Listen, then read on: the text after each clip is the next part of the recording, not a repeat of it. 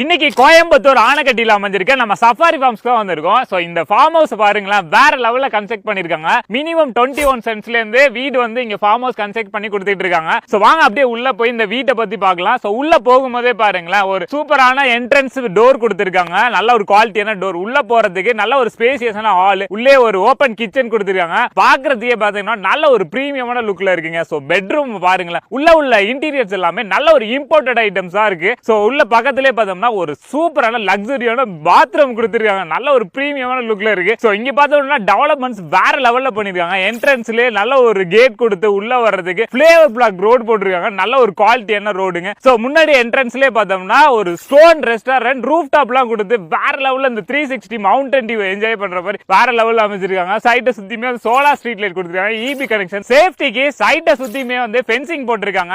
24/7 manual security, CCTV camera எல்லா ஃபெசிலிட்டிஸுமே கொடுத்திருக்காங்க.